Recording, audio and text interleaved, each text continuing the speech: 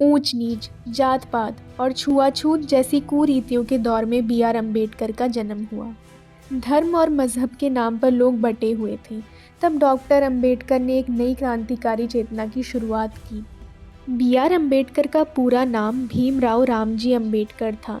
उन्हें लोग बाबा साहेब कहा करते थे। नीची जाति के होने के कारण उन्हें बचपन से ही भेदभाव का बहुत सामना करना पड़ा। वे इकोनॉमिस्ट, पॉलिटिशियन, समाज सुधारक और लेखक थे। अम्बेडकर जी का जन्म 14 अप्रैल 1891 को मध्य प्रदेश के महू में हुआ था। उनका जन्म महार परिवार में हुआ था, जो उस समय एक अछूत जाति थी। उनके पिता का नाम रामजी मालोजी सकपाल था और मां का नाम भीमाबाई सकपाल था। उनके पिता ब्रिटिश भारतीय सेना में सूबेदार थे। साल 1900 में उन्होंने सतारा के एक सरकारी स्कूल में एडमिशन लिया। छूत अछूत जैसी चीज़ों का सामना तो उन्होंने बचपन से ही करना शुरू कर दिया। स्कूल में उन्हें अकेले एक कोने में बिठाया जाता था।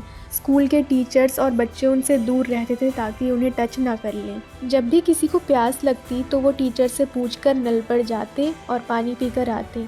पर अम्बेडकर जी की बात अलग थी। वो नल को छू नहीं सकते थे। टीचर की परमिशन के बाद भी चपरासी का होना ज़रूरी था ताकि वो मटके को हाथ न लगा सकें। अगर चपरासी नहीं होता तो उन्हें प्यासा ही रहना पड़ता। ज़रा इस बात को सोचिए, अगर किसी बच्चे को कोई टीचर ज़रा सा डांट भी देता है तो उसका कॉन्फिडेंस कितना लो हो जाता है। और वहीं बी.आर. अम्बेडकर जब बच्चे थे तो उनके बाल मन पर इस सब चीज़ों का कितना गहरा असर पड़ा होगा। धोबी भी उनके कपड़े नहीं धोता था और नाई भी उनके बाल काटने से मना कर देते थे। परंतु अम्बेडकर जी ने हिम्मत नहीं हारी। उनका मानना था शिक्षा सबसे बड़ा हथियार है बदलाव का। उन्होंने हिम्मत नहीं हारी और 1907 में मैट्रिक्स की एग्ज़ाम पास की और एल्फिंस्टन कॉलेज मुंबई से उन्होंने बीए की डिग्री हासिल की। 1913 में वो हायर स्टडीज़ के लिए अमेरिका गए और कोलंबिया यूनिवर्सिटी से एमए और पीएचडी की डिग्री हासिल की। उसके बाद उन्होंने लंदन स्कूल ऑफ इकोनॉमिक्स से डीएससी किया। 1922 में उन्हें ग्रेज इन द्वारा बैरिस्टर एट लॉ के लिए नामांकित किया गया। बैरिस्टर यानी एक प्रकार का वकील। बाबा साहेब के पास 32 डिग्रियां थीं और उन्हें 9 लैंग्वेजेस आती थीं। अम्बेडकर जी ने अपने जीवन के 65 सालों में social, economic, political, historical, literature और इंडस्ट्रियल जैसी फील्ड में बहुत बड़ा योगदान दिया, जिसे हिंदुस्तान हमेशा याद रखेगा। अम्बेडकर जी को 29 अगस्त 1947 को कॉन्स्टिट्यूएंट असेंबली की ड्राफ्टिंग कमेटी का चेयरमैन बनाया गया। उन्होंने एक ऐसा संविधान बनाया जिसमें लोकतंत्र, धार्मिक स्वतंत्रता और सामाजिक समता का विकास हो। उनका विश्वास था हर नागरिक को बराबरी, न्याय और आज़ादी मिलनी चाहिए, चाहे उसका जाति, धर्म, लिंग कुछ भी हो। उन्होंने जाति प्रथा, छुआछूत के खिलाफ अखंड संघर्ष किया।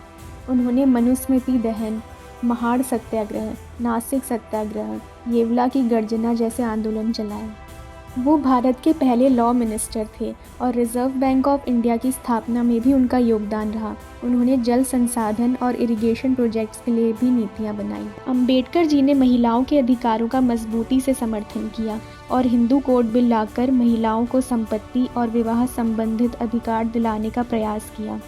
भारतीय तिरंगे में अशोक चक्र को जगह देने का श्रेय भी उन्हें ही जाता है। बाबा साहेब की पर्सनल लाइब्रेरी राजगृह में 50,000 से भी अधिक उनकी किताबें थीं। उनके द्वारा लिखी गई पुस्तक waiting for visa Columbia university में टेक्स्ट बुक है। कोलंबिया यूनिवर्सिटी ने 2004 में विश्व के शीर्ष 100 विद्वानों की सूची बनाई थी और उसमें पहला नाम डॉक्टर भीमराव अम्बेडकर का था। और दुनिया में सबसे अधिक स्टैच्यू अम्बेडकर जी के ही हैं।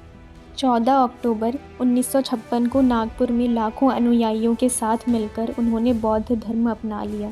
उन्हें फादर ऑफ इंडियन इंस्टीट्यूशन भी कहा जाता है। अम्बेडकर जी की मृत्यु 6 दिसंबर 1956 को दिल्ली में हुई। उनकी मृत्यु के बाद 1990 को उन्हें भारत रत्न से सम्मानित किया गया। हर साल 14 अप्रैल को पूरे भारत में अम्बेडकर जयंती मनाई जाती है।